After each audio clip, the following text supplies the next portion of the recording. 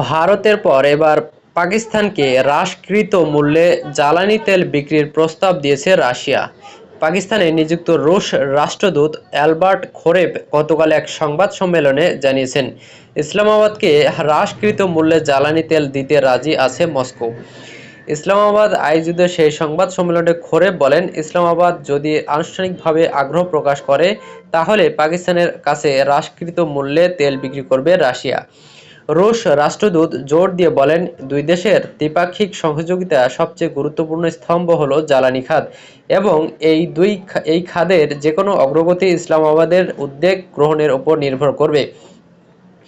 রাষ্ট্রদূত জোর দিয়ে বলেন যে জ্বালানি খাতই দুই দেশের দ্বিপাক্ষিক সহযোগিতার সবচেয়ে গুরুত্বপূর্ণ স্তম্ভ এবং এই খাতে যেকোনো অগ্রগতি ইসলামাবাদের উদ্যোগ গ্রহণের উপর নির্ভর করবে।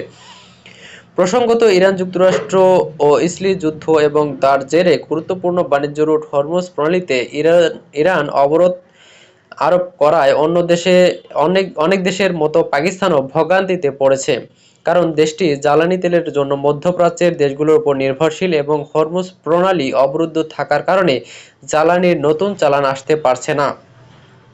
এ কারণে ইতিমধ্যে সাধারণ ভোক্তা পর্যায়ে জ্বালানি তেলের দাম 20% বাড়াতে বাধ্য হয়েছে পাকিস্তানের সরকার। সংবাদ সম্মেলনে খোরেব বলেন, ইরানে প্রেসিডেন্ট ট্রাম্পের সামরিক পদক্ষেপ বিশ্বকে হতবাক করে দিয়েছে। মধ্যপ্রাচ্যের বর্তমান পরিস্থিতিকে জটিল ও অপ্রত্যাশিত উল্লেখ করে তিনি বলেন, বর্তমান উত্তেজনা কখন ও কিভাবে শেষ হবে তা বলা কঠিন।